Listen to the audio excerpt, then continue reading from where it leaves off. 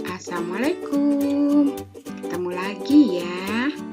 Kita harus membudayakan 3M.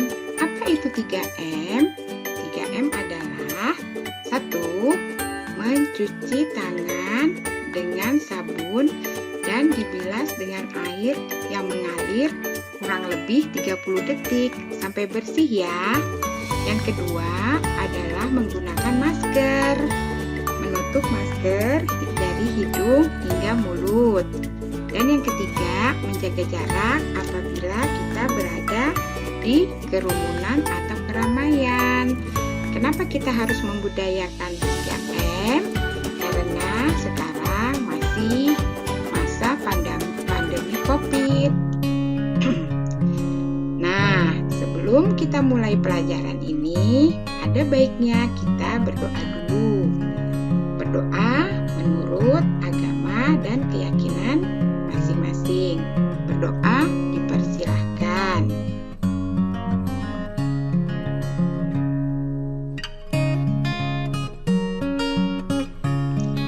Ya, berdoa selesai. Sekarang kita mulai pembelajaran ya. Kita akan belajar tentang tema 4, yaitu globalisasi. Subtema 1, globalisasi di sekitarku. Kelas 6 pada muatan IPA.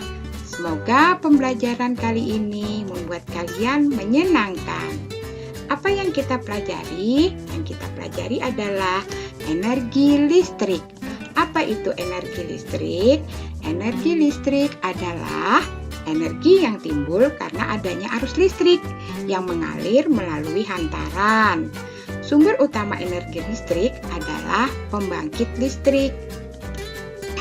Contoh pembangkit listrik adalah PLTA. Apa itu PLTA? PLTA adalah pembangkit listrik tenaga air. PLTA dapat menghasilkan energi listrik dengan cara memanfaatkan energi air yang mengalir. Aliran air dapat berasal dari air terjun atau aliran air sungai. Nah, ini ada skema cara kerja pembangkit listrik tenaga air. Perhatikan ya. Ini ada nomor 1. Apa itu nomor 1? Nomor 1 adalah air dari waduk atau dari sungai. Nomor 2, ini adalah pintu keluar masuk air melalui pintu ini. Ya, terus yang ketiga adalah katup pengaman. Katup ini bisa membuka tutup pintu tersebut. Nah, setelah itu ada yang keempat. Ini keempat. Apa itu 4? Yang keempat adalah air kemudian masuk ke tangki pengaman tekanan. Yang kelima, Yang kelima, air di dalam pipa pesat. Yang keenam, mana keenam? Katup pengatur tekanan. Ini yang keenam ya. Bagaimana dengan yang 7? Apa itu yang 7? Yang 7 adalah yang 7 adalah mengalirkan dan mengarahkan air ke turbin untuk mendapatkan tekanan energi yang besar. Energi potensial air kemudian menggerakkan turbin. Energi gerak tersebut kemudian diubah menjadi energi listrik oleh generator. Nah, ini turbinnya ya. Ini turbinnya. Ya. Nah, setelah itu yang 9 adalah energi listrik dari generator. Kemudian diatur kapasitas tegangannya dan dialirkan oleh transformer. Nah, ini yang 10.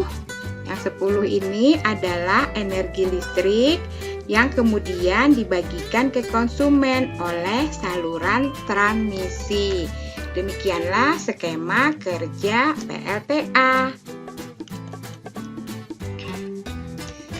Nah, biasanya kalau di daerah-daerah perkotaan sudah banyak yang menikmati listrik. dan terang benderang wilayahnya kalau pada saat malam. Tapi di daerah pedesaan yang belum terjangkau aliran listrik dari pemerintah, warga membuat pembangkit listrik secara mandiri dengan memanfaatkan aliran air dari sungai atau air terjun yang ada di daerahnya untuk memenuhi kebutuhan listrik warga sekitar. Pembangkit listrik tersebut dinamakan pembangkit listrik mikrohidro. Nah, sekarang ini adalah skema pembangkit listrik mikrohidro yang sangat sederhana. Ya, perhatikan. Prinsip kerja pembangkit listrik tenaga air.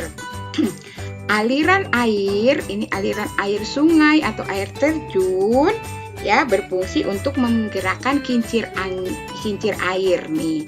Ini kincir airnya ya.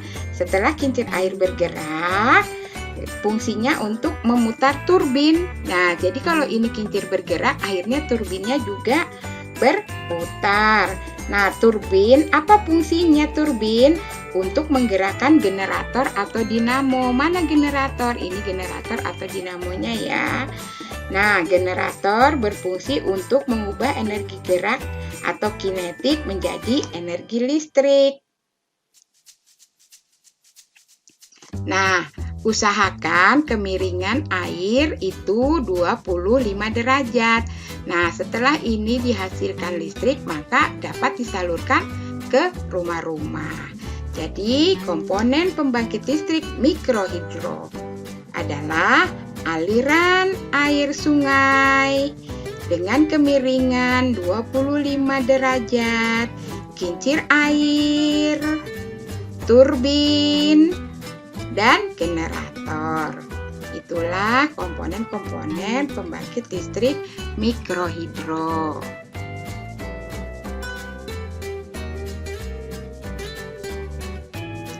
Komponen utama pada semua pembangkit listrik adalah turbin dan generator atau dinamo.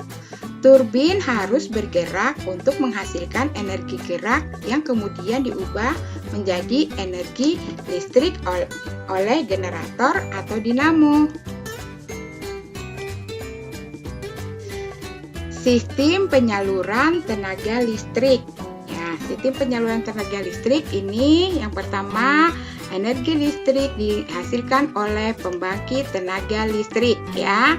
Terus tadi PLTA ya, nih pembangkit tenaga listrik. Terus setelah itu listrik awalnya disalurkan ke kabel-kabel besar yang terpasang di menara sutet. Nih menara sutet ya. Menara sutet. Apa itu sutet? Saluran udara tegangan ekstra tinggi. Kemudian masuk dalam transformator atau trafo. Ya. Setelah itu apa itu trafo?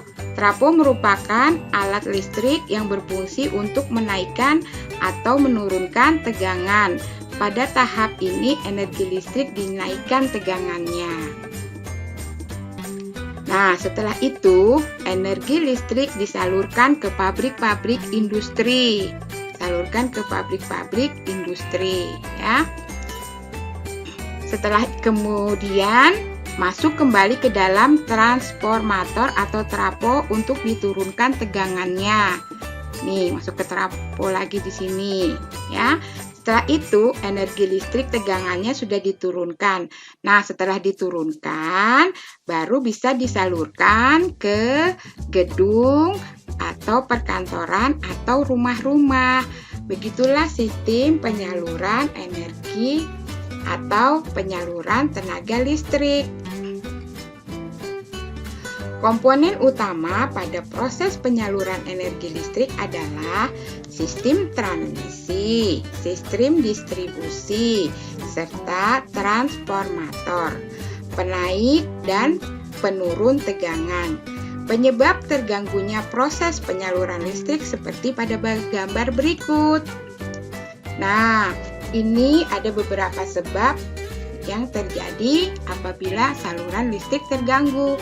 Pertama adalah petir. Ya, sambaran petir nih, sambaran petir. Terus pohon tumbang. Pohon tumbang Habis itu bekerja sumber lain, orang memperbaiki tiang atau memperbaiki jalan atau memotong pohon. Baru binatang itu seperti burung elang, burung-burung atau binatang lain ya. Dan yang terakhir adalah penggalian tanah.